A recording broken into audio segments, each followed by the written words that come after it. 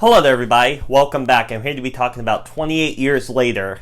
Now, this is the newest film from that franchise, that zombie horror franchise, which was, written and directed by Alex Garland, who wrote it, and then Danny Boyle, who directed it, which they've had some pretty interesting projects that they've done. Nothing that's, considered big hits. I know Danny Boyle, his big, Oscar-type film, if you will, was Slumdog Millionaire.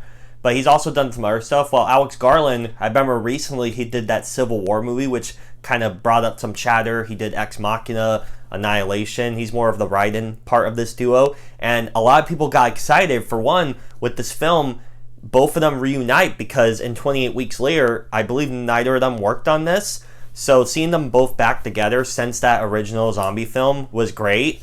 And also the trailer, which I do have to mention here before we dive into the main part of the movie, because this is probably one of the reasons on why this film has gotten a mixed reception from audiences, at least. Because that trailer is, in my opinion, one of the best trailers I have ever seen. It is fantastic. It really gets you invested in what you're gonna probably see. It's really creepy, and it just feels like a great horror movie if you go to watch it. And the film follows this father and son, as you've been seeing in all the marketing, as it's very vague on what the plot is, but they're going out and he's teaching them about, how to hunt and fight this infected on what they're calling the mainland, because they're in a community that's off the mainland where they've lived for these 28 years, if you will, society that's been trapped here after the virus broke out. And so they have their own little community, their own roles, their own missions that they do, and he's what you would say is like a hunter to provide and keep the zombies at bay.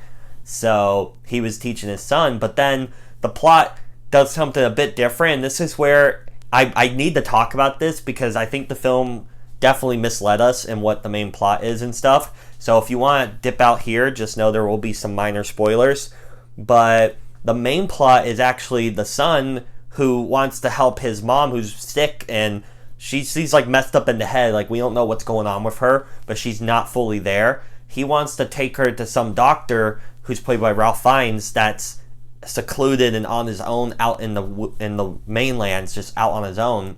And so the mission, the dad is not really there, the Aaron Taylor Johnson, who for what he's in is great. There's some cool sequences where he's with his kid and they're doing that stuff, but the whole movie really relies on the kid and his performance. And I believe he's only 14, and he did a fantastic job in the film for, in terms of carrying it. And the film, there's not really that many moments where I was scared. It wasn't really a scary movie, if you will. Not even really. I guess it's similar to a thriller, but it's just this mom and kid traveling to get to that doctor guy, hoping to help her out. And on their way, they meet with this soldier dude who was in the trailer. And in my opinion, it's not even a contest. He was the highlight of the film. He was hilarious, just kind of because he is not from here. He's, I guess, in one of these other countries that isn't infected.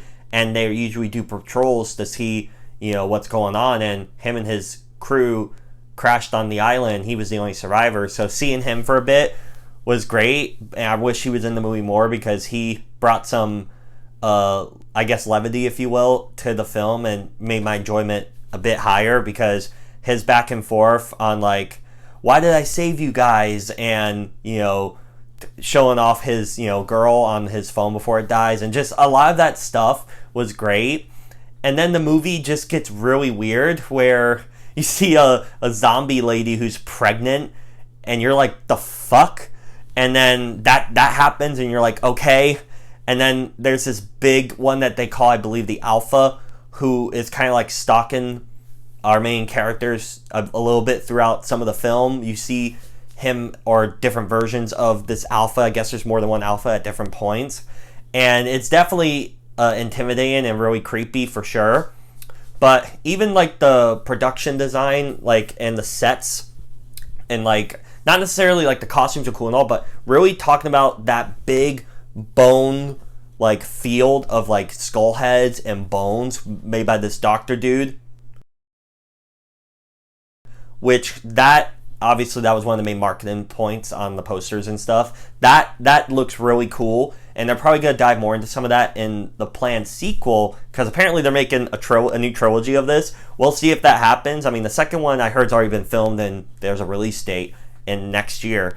But this is definitely polarizing with many people, because let me just show you this Rotten Tomatoes graph.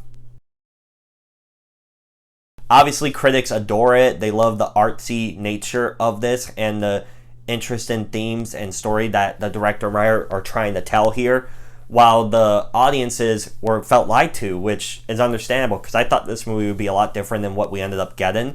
Not to say it's all terribly bad. Like, there's some good moments in there, some good acting, like from the kid, Ralph Fiennes, even the mom, the Jodie Comer, I believe, like, and Aaron Taylor Johnson, like the soldier dude, like the cast all around is solid, and there's some cool action and running sequences and like taking out the zombies. That's pretty interesting, but the overall plot just seems kind of weak when you really think about it. It felt like, okay, this father and son are doing training, going hunting, all that. Oh, now there's, the son is like, learns some stuff that he doesn't like about what the father's doing. He takes the mom, tries to get her healed, and then it just feels like a lot of jumbled stuff put together.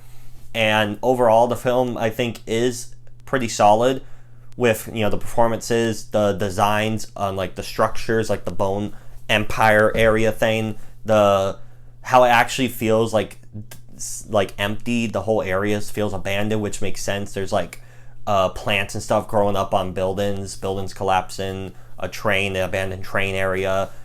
It feels like it makes sense, really, but the plot is what really drags, I think, and the lion in the marketing for a lot of people. So overall, those were my scrambled mess of a thoughts on 28 Years Later. Again, I didn't really hate this movie, but I can't really see it's like great. Definitely a huge letdown from what the trailer promised, but those were my overall thoughts. Please let me know down below in the comment section. Did you guys like this movie? Did you not like it? Have you even seen it? Again, let me know down below. And if you want to hit the bell and subscribe to me, that would be amazing. And I hope to see you all in the next video. Bye.